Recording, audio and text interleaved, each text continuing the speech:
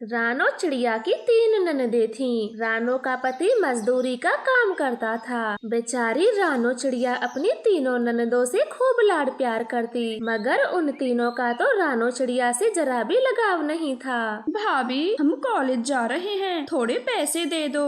हाँ हाँ, क्यों नहीं। अभी बुलबुल मेरे सिलाई के 500 रुपए देकर गई है, आप तीनों ये ले जाएं और संभल कर जाना। ये क्या भाभी, बस 500 रुपए? इतने में हम तीनों का खर्चा नहीं हो पाएगा, कम से कम 2000 रुपए दो। टीना मीना, इतने रुपए तो मेरे पास नहीं है। हाँ हाँ, अगर होंगे भी तो आप क्यों दोगी हमें? रहने दो मीना, आज हम कॉलेज ही नहीं जाते।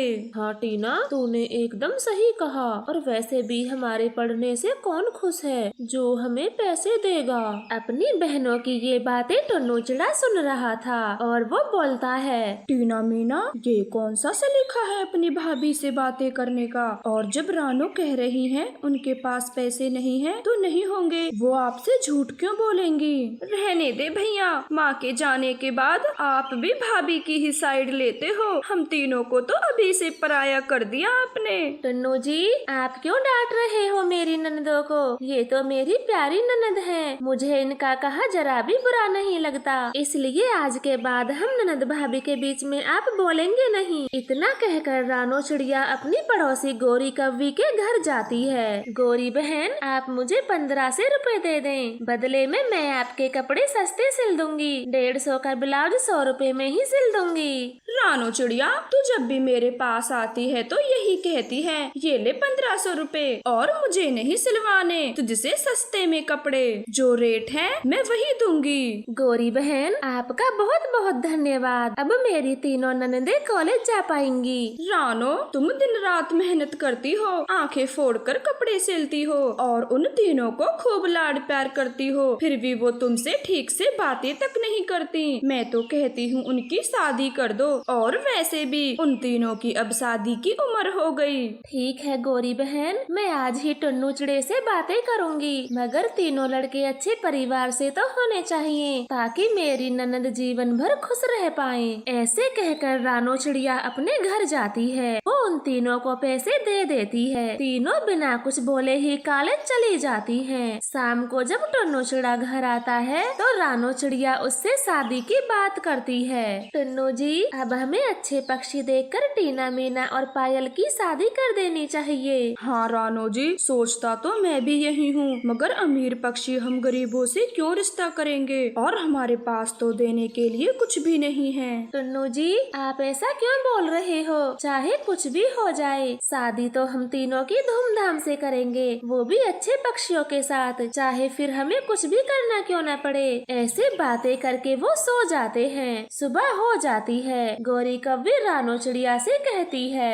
रानो रानो, तेरी ननदों की किस्मत तो बहुत अच्छी है। हम कल ही उनकी शादी की बातें कर रहे थे और आज देखो उनके लिए अच्छे परिवार का रिश्ता भी आ गया है। जल्दी बताएं गोरी बहन, लड़के पक्षी कैसे हैं और क्या काम करते हैं? रानो, घर परिवार बहुत अच्छा है, तीनों लड़के पक्षी भी बड़े अच्छे हैं। तीनों भाई मिलकर कपड़ों का शोरूम चलाते हैं। मैं तो कहती हूँ आंख बंद के रिश्ता कर ही डालो, ज्यादा दहेज वहेज भी नहीं चाहते। ठीक है गोरी बहन, हम कल ही उन्हें देखने जाएंगे।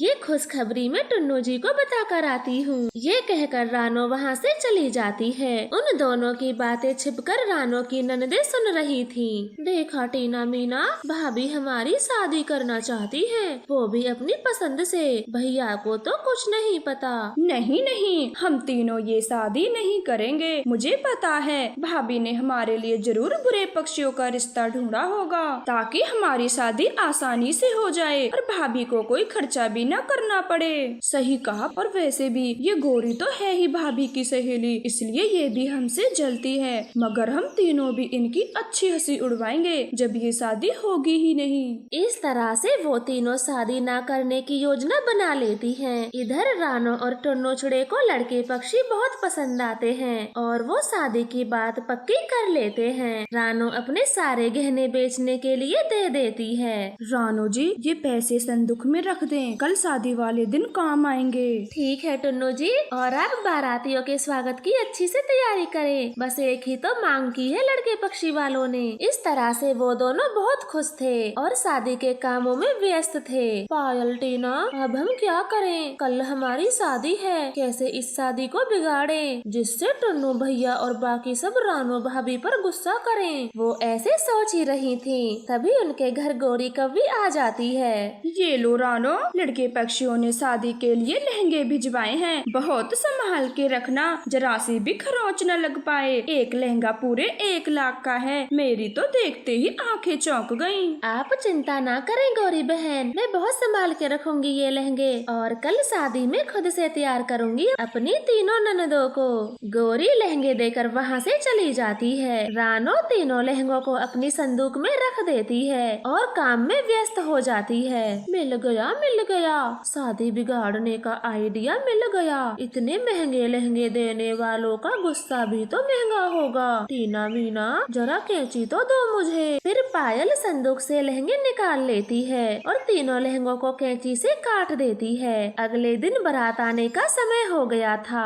रानू जी, बस बहुत हो गया काम। अब आप जल्दी से टीना, मीना और पायल को तैयार कर दें, बारात के आने का समय हो रहा है। रानो जैसे ही संदूक से लहंगे देखती है तो उसके पैरों के नीचे से जमीन खिसक जाती है। हे भगवान, ये क्या हो गया? तीनों लहंगे तो जगह जगह से कटे हुए हैं। अब मैं क्या करूं? भाभी क्या हुआ? आपने लहंगा लाने में बड़ी देर कर दी, हमें तैयार नहीं करना क्या? या फिर आज के दिन भी लेट करोगी? रानो डरते डरते सबको कटे लहंगे दिखा देती है। देखा भैया आपने, हम सही कहते थे। रानो भाभी हमें देखकर जलती हैं और आज तो हद ही हो गई, हमारे लहंगे ही काट दिए। अब हम क्या पहनेंगे? हमारी शादी कैसे होगी?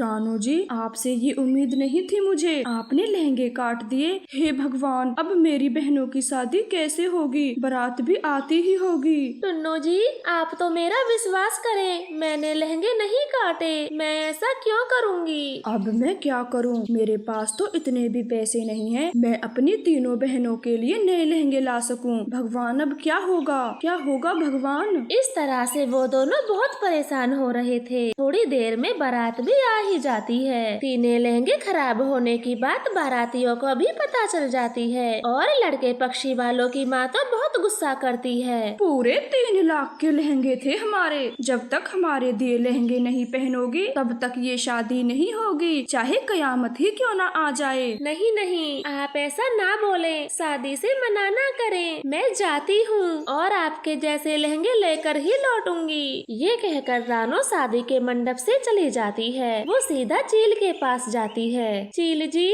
आपको अपनी पत्नी के लिए एक किडनी चाहिए थी। मैं अपनी किडनी देने को तैयार हूँ, लेकिन मुझे अभी तुरंत 3 लाख रुपए चाहिए, वरना टुन्नू जी की बहनों की शादी टूट जाएगी। चील बहुत दिनों से परेशान था। वो खुशी खुशी रानो को 3 लाख रुपए दे देता है। रानो जल्दी से उन पैसों के लहंगे लाती है और अपनी तीनों ननदों को तैयार कर देती है। फिर खुशी खुशी टीना, मीना और पायल की शादी हो जाती है। विदाई का समय था। रानो जी, आपको इतनी जल्दी पैसे कहाँ से मिले? हाँ भाभी, हमें तो 100 रुपए बड़ी मुश्किल से देती थी और अब 3 लाख रुपए का जुगाड़ हो गया। इतनी जल्दी कहाँ से? रानो चिड़िया छुपाते हुए भी उनसे नहीं छुपा पाती। वो उन सबको बता देती है कि किस तरह से वो चील से पैसे मांग कर लाई। ये बात सुनकर उन तीनों के तो होश उड़ जाते हैं। भाभी, हम तीनों ने ही अपने लहंगे काटे थे, हमें माफ कर दें भाभी, हमें माफ कर दें। हाँ भाभी, आज आपने वो किया जो एक माँ ही अपने बच्चों के लिए करती, हो सके तो हमें माफ कर दो।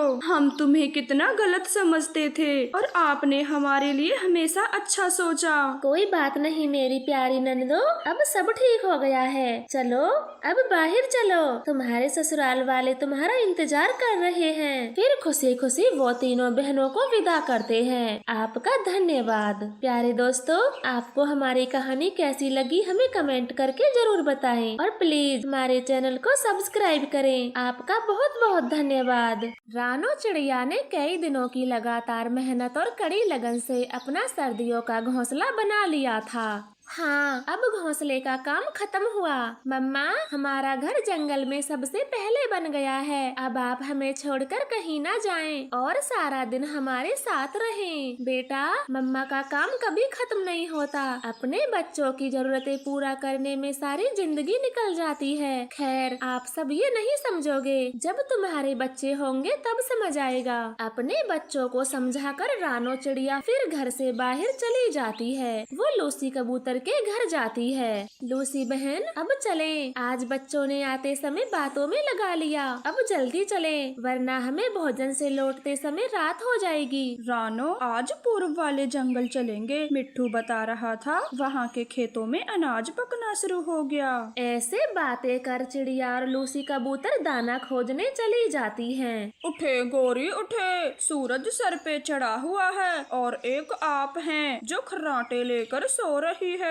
ये मनहूस अब मेरे पीछे ही पड़ गया है, जगा के ही दम लेगा। कुछ कहा गोरी आपने? कालू, आपको मेरी नींद खराब करके क्या मिल जाता है, और सोने दो ना। गोरी, इस वक्त को आप नींद खराब करना कहती हो? जंगल के सभी पक्षी भोजन लेने भी जा चुके और तुम सोने की बातें करती हो। अब जल्दी चलें। फिर कालू गौरी भी भोजन खोजने चले जाते हैं। चिड़िया और लूसी कबूतर भी लंबे सफर के बाद पूर्व वाले जंगल पहुंच जाती हैं और उन्हें वहां अनाज का खेत दिखाई देता है। रानो, वो रहा किसान का खेत, चलो जल्दी अनाज लेते हैं। हाँ लूसी बहन, मिट्ठू ने आपसे सच ही कहा था, वरना ना जाने हम किस जंगल चले जाते और अनाज मिल भी पाता या नहीं। ऐसे खुशी खुशी वो काफी सारा अनाज ले लेती हैं और अपने जंगल को रवाना होती हैं। लौटते लौटते उन्हें शाम हो जाती है। गोरी, और उठ लो ना देर से। चिड़िया और लूसी के साथ जाते तो कुछ ना कुछ लेकर ही लौटते। अब हमें दाना नहीं मिला तो मेरी क्या गलती। अब चले घर, रात होने वाली है। फिर कालू गौरी को खाली पंख अपने जंगल लौटना पड़ता है। ऐसे ही हालातों में समय बीतता गया। कालू गौरी अपनी सर्दियों के लिए कुछ भी भोजन जमा नहीं कर पाए थे, बल्कि बाकी पक्षियों ने तो अपना पर्याप्त भोजन जमा कर लिया था। गोरी, सब आपकी गलती है। अब हम पूरी सर्दियों में क्या खाएंगे? कालू, अगर सारी गलती मेरी है तो तुम क्या कर रहे थे? तुम भी तो भोजन जमा नहीं कर पाए। गोरी, जिसे तुम रोज रोज खाती हो वो भोजन मेरा ही लाया हुआ होता है। तुम तो कुछ लाती ही नहीं थी, तो भोजन कहाँ से इकट्ठा होता? अब फालतू की बकवास बंद करें और ये सोचें सर्दियाँ बिना भोजन के कैसे कटेंगी। हाँ, सिर्फ भोजन ही चाहिए तुम्हें। इस घर की हालत नहीं देख रही जो पूरी तरह से खंडर है। कड़ाके की सर्दियों में एक दिन नहीं रुक पाओगी यहाँ। मतलब क्या है तुम्हारा? अब हमें ये घर भी बनाना होगा। गोरी, शादी से पहले मेरे सारे काम अच्छे होते थे, मगर जब से तुम मेरी जिंदगी में आई हो सब कुछ खराब होता है। पता नहीं बिना भोजन और घर के सर्दियाँ कैसे कटेंगी। मुझे कोसना बंद कर दें और कुछ सोचने दें। करना क्या है? सोचो सोचो, सोचने से कुछ नहीं आने वाला। आया कालू, आइडिया आया। तुम्हारे जंगल में सबसे मेहनती पक्षी कौन है? गोरी, तुम्हारे आगे तो सभी ठीक हैं, पर सबसे ज्यादा चिड़िया है। वो किसी काम में पीछे नहीं हटती। ठीक है तो कालू, आप मुझे उस चिड़िया से मिलाकर लाएं, जरा मैं भी तो देखूं वो कितनी मेहनती है। ऐसे कहकर गौरी कौवी कालू को चिड़िया के घर ले जाती है। रानो, गोरी को आपसे मिलना था, इसीलिए आपके घर आए हैं। हाँ गौरी बहन, बताएं आपको क्या काम था मुझसे? कुछ नहीं रानो बहन, बस मेरा घर में मन नहीं लग रहा था तो मैंने सोचा किसी से बातें कर लूं, शायद तभी मन लग जाए। फिर गौरी रानो काफी देर तक बातें करती हैं और शाम को अपने घर आती है। कालू, वो चिड़िया तो बहुत सीधी है, हमारी बातों में आसानी से आ जाएगी। अब देखना मैं सब चीजों का कैसे इंतजाम करती हूँ। कालू, ये पत्र चिड़िया को जाकर दे दो और बोलना डाकिया देकर गया है। फिर कालू वो पत्र चिड़िया को देने चला जाता है। चिड़िया पत्र पाकर बहुत खुश होती है, क्योंकि वो पत्र उसके मायके से जो आया था। मम्मा मम्मा, नानो ने क्या लिखा है पत्र में? हमें बुलाया ही होगा। बेटा, पत्र पढ़ने दे मुझे, तभी मैं आपको बताऊंगी क्या कहा है। रानो चिड़िया जैसे ही पत्र पढ़ती है तो उसकी बोलती बंद हो जाती है। हमें अभी नानो के घर के लिए निकलना होगा। नानो की तबीयत बहुत खराब है, वो अंतिम सांसें गिन रही हैं। चलो बच्चों अभी चलते हैं हम। ऐसे बातें कर रानो बच्चों के साथ अपने मायके के लिए निकल जाती है। रानो के जाते ही गोरी कालू चिड़िया के घर पर कब्जा कर लेते हैं। देखें कालू जी, अब तो आपकी सारी चिंताएं मिट गईं, ढेर सारा भोजन भी मिल गया और घर भी। अब कोई शिकायत न करना मुझसे। वाह गोरी वाह, आपका आइडिया तो कमाल का था। चिड़िया खुद ही घर से भाग गई। फिर कालू गोरी चिड़िया के घर में रहने लगते हैं। अरे रानो, इतनी सर्दी में तुम यहाँ आओ बच्चों, जल्दी से कंबल में बैठ जाओ, तुम्हें रास्ते में ठंडी हवाएं लगी होंगी। फिर नानो चिड़िया बच्चों को कंबल में ढक लेती है और खाने को गरम गरम खाना देती है। बेटी रानो, तू भी कंबल ले ले और ये चाय पी, बहुत सर्दी लगी होगी तुझे। माँ, मुझे तो आपका पत्र मिला था कि आप बहुत बीमार हो और हमसे आखिरी दिनों में मिलना चाहती हो। अरे रानो, मजाक किया होगा किसी ने, पर कोई नहीं बेटा, मुझसे मिलना तो हो गया। ठीक है माँ, अब मैं चलती हूँ, आप अपना ख्याल रखना। अरे रानो, पागल हो गई हो क्या, जो आते ही जाने की बात करती हो। अब कुछ दिन रहती जाओ। अब क्या तू मेरे आखिरी दिनों में ही मेरे पास रुकेगी? ऐसे रानो की माँ उसे कुछ दिनों के लिए अपने पास रोक लेती है। इधर कालू गोरी भी चिड़िया के घर में ऐसो आराम से रह रहे थे। ऐसे ही कुछ दिन बीत जाते हैं और रानो अपने घर वापस आती है। वो कालू गोरी को अपने घर में देखकर हैरान थी। कालू गोरी, आप दोनों यहाँ क्या कर रहे हो? छोटी चिड़िया, अगर अपने घर में नहीं रहेंगे तो कहाँ जाएंगे? अब ये घर हमारा है, चल भाग यहाँ से। ये घर तो मेरा है, तुम मेरे घर में घुसे हो, जाओ यहाँ से। इस जन्म में तो कभी नहीं, अगर अगले की बात करें तो आ जाना। ऐसे कहकर वो दोनों दरवाजा बंद कर लेते हैं। चिड़िया उनकी सारी शैतानी समझ जाती है। बदमाशों ने धोखा दिया मेरे साथ, लेकिन अब मैं क्या करूं? बच्चों को लेकर कहाँ जाऊं? ऐसे रोते हुए रानो चिड़िया कबूतर के घर जाती है और बच्चों को वहाँ छोड़ने की बात करती है। कबूतर भैया, आप मेरे बच्चों को कुछ दिन अपने पास रख लें, मुझे जंगल से सूखी लकड़ियों का घर बनाना है। नहीं रानो, तुम दूसरा घर नहीं बनाओगी, मैं चलता हूँ तुम्हारे साथ उन कौवों को सबक सिखाने। नहीं कबूतर भैया, वो कौवे बहुत बुरे हैं, अगर उन्हें जबरदस्ती घर से निकाला तो वो तुमसे बदला लेंगे और मैं नहीं चाहती मेरी वजह से किसी और को नुकसान हो। ऐसे कहकर रानो पहाड़ों से सूखी लकड़ियाँ लेने चली जाती है और लकड़ी काटना शुरू करती है। दिन रात की कड़ी मेहनत से रानो का घर बनकर तैयार हो जाता है। देखा देखा कालू जी, आपने, चिड़िया कितनी मेहनती है, दूसरा घर भी फटाक से बना लिया। ऐसे समय बीतने लगता है। सर्दियों में बारिशें होना शुरू होती है। सभी पक्षी समय समय पर अपने घरों की मरम्मत करने लगे थे, मगर कालू गोरी का तो घर पर कोई ध्यान नहीं होता, इसलिए उनका घर बहुत जल्दी खराब हो जाता है और लगातार बारिश से टूट जाता है। फिर वह दोनों बारिश में भीगने लगते हैं। वो सभी पक्षियों से मदद मांगते हैं, परंतु उनकी हरकत को देखते हुए कोई उन्हें सहारा नहीं देता। गोरी, हमने चिड़िया का घर लूटा था, इसीलिए कोई भी पक्षी हमारी मदद नहीं कर रहा। अब हमें सर्दी में ही मरना पड़ेगा। इस तरह से बुरे कौवों को पूरी रात बारिश में भीगकर सजा मिलती है।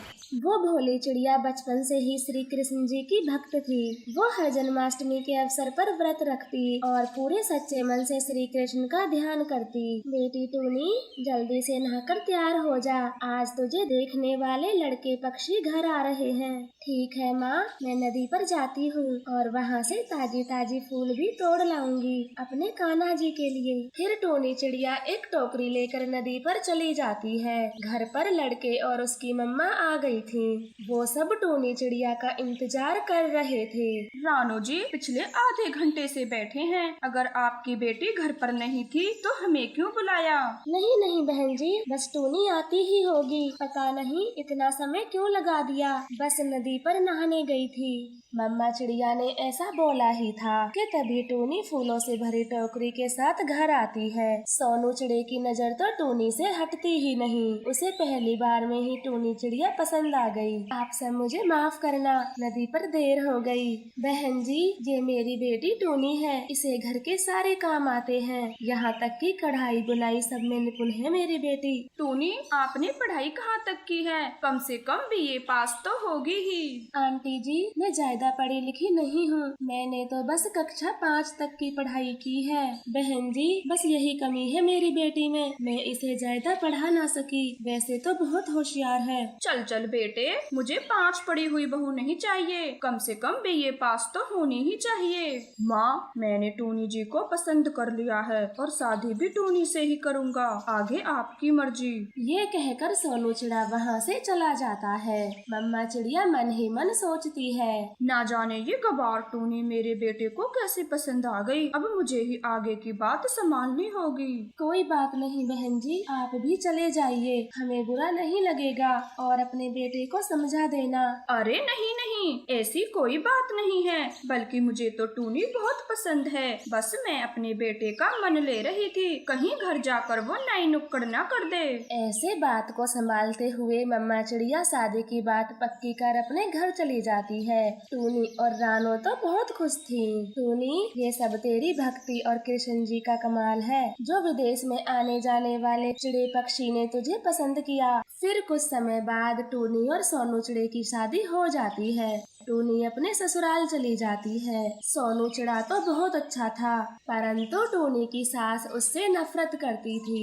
बाबा टूनी, क्या पकोड़े बनाए हैं? आपके हाथों में तो जादू है जादू। थू, ये भी कोई खाने के लायक हैं? प्याज जल जल कर कोयला बनी हुई है और तुझे ये स्वादिष्ट लग रहे हैं। ऐसे कहते हुए मम्मा चिड़िया सारे पकोड़े फेंक देती है। माफ कर दो माँ जी, मैं आपके लिए पकोड़े दोबारा से बना देती हूँ, आप बस गुस्सा ना करें। मैं सब जानती हूँ, मेरे खाने से तू जलती है, इसीलिए जानबूझकर ये बेस्वाद खाना बनाती है, गवार कहीं की। ये कहकर गुस्से में मम्मा सास वहाँ से चली जाती है और टूनी चिड़िया तो रोने लगती है। टूनी, रोना बंद करो, माँ का तो नजरिया ही ऐसा है। तुम देखना, एक दिन माँ भी तुम्हें मेरी तरह पसंद करने लगेंगी। ऐसा तो कभी नहीं होगा, माँ जी हमेशा मुझसे नफरत करेंगी, क्योंकि उन्होंने आपके कहने से मेरी शादी कराई है, उन्हें मैं पसंद नहीं थी। टूनी, अपने कान्हा जी पर विश्वास रखो, वो एक दिन सब ठीक कर देंगे। इस तरह से सोनू चिड़ा टूनी को समझा देता है। कुछ दिन और बीत जाते हैं। जन्माष्टमी का त्योहार आने वाला था। टूनी तो घर को सजाने में लगी हुई थी। माँ, मैं 1 हफ्ते के लिए दुबई जा रहा हूँ, अगर तुम्हें कुछ मंगाना है तो बता दो। हाँ हाँ बेटा, मेरे लिए एक सोने का हार लेते आना। टूनी, वहाँ सोना सस्ता मिलता है, तुम भी अपने लिए कुछ मंगा लो। सोनू जी, मुझे तो कान्हा ने सब कुछ दे दिया, मेरी बस एक छोटी सी इच्छा है, आप मेरे कान्हा के लिए सोने का मुकुट और बांसुरी लेते आना। अरे वाह टूनी, तुम्हारी कितनी अच्छी सोच है, मैं सब ले आऊँगा। फिर खुशी खुशी सोनू चिड़ा विदेश चला जाता है और 1 हफ्ते बाद वापस आता है। ये लो टूनी जी, तुम्हारे मुकुट और बांसुरी, अच्छे से संभाल के रख दो, शाम को नए वस्त्रों के साथ पहनाएंगे माखन चोर को। सच ही कहा था मम्मा ने, आप बहुत अच्छे हो।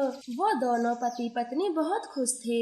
ये सब देखकर मम्मा सास टूनी से जल रही थी और मन ही मन सोचती है, ना जाने किस मनहूस घड़ी में इसके घर गई थी मैं अपने बेटे का रिश्ता लेकर। इस गवार ने मेरे बेटे को अपना गुलाम बना लिया है। कितना महंगा है ये सामान और फ्री में चढ़ाएगी, मैं ऐसा होने नहीं दूंगी। फिर मम्मा सास चुपके से मौका देखकर सोने का मुकुट और बांसुरी चुरा लेती है और सुनार को बेच आती है। अब देखती हूँ वो टूनी की बच्ची कैसे अपनी इच्छा पूरी करती है। आई बड़ी सोने का मुकुट और बांसुरी चढ़ाने। शाम हो जाती है। सभी कान्हा जी को भोग लगाने के लिए तैयार थे।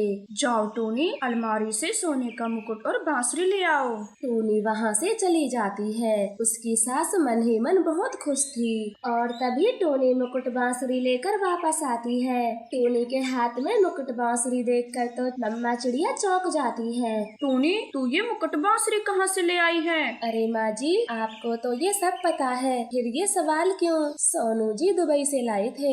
लेकिन ये कैसे हो सकता है? मैंने तो सुबह ही बेचकर सुनार से पैसे ले लिए थे, फिर तेरे पास कहाँ से आए? सच सच बता, कहीं मेरे पैसे चोरी कर कर दोबारा तो नहीं खरीद लाई? नहीं माँ जी, मुझे इस बारे में कुछ नहीं पता, मैं तो ये अलमारी से ही लाई हूँ। झूठ बोलती है, सच सच बता, वरना आज तेरी खाल उधेड़ दूंगी। ऐसे कहते हुए मम्मा चिड़िया पास में पड़ा डंडा उठाती है और टूनी को पीटना शुरू करती है। टूनी तो बस रोए जा रही थी, तभी वहाँ पर एक आवाज होती है। बस कर कमला देवी, बस कर, मेरे भक्त को सताना बंद कर दे। ये मुकुट और बांसुरी मैंने वहाँ रखे थे ताकि मेरे सच्चे भक्त की पूजा में कोई विघ्न न आए, परंतु मूर्ख, तुम इतनी सी बात नहीं समझ सकी, इसलिए मैं तुम्हें दंड देता हूँ, इसी समय तुम्हारी आंखों की रोशनी छीनकर। मम्मा सास के कुछ बोलने से पहले ही टूनी चिड़िया रोते हुए कहती है, नहीं नहीं श्री कृष्ण जी, ऐसा दंड मेरी माँ जी को मत देना, वरना मेरी माँ जी कैसे देख पाएंगी। मैंने हमेशा ही आपकी सच्चे मन से भक्ति की है, आज उसी का फल आपसे मांगती हूँ। मेरी माँ जी को माफ कर दीजिए और उनकी आँखों की रोशनी मत छीनिए। श्री कृष्ण अपने भक्त को कभी निराश नहीं कर सकते, वो जो मांगते हैं उन्हें देना ही पड़ता है, इसलिए वो मम्मा सास को माफ कर देते हैं और वहाँ से चले जाते हैं। मम्मा सास तो फूट फूट कर रो रही थी और टूनी चिड़िया को गले से लगा लेती है। फिर वो हंसी खुशी श्री कृष्ण को मुकुट पहनाते हैं और भोग लगाते हैं। प्यारे दोस्तों, अगर आप भी जन्माष्टमी का व्रत रखते हो तो कमेंट में जय श्री कृष्ण लिखना ना भूलें। आपका धन्यवाद।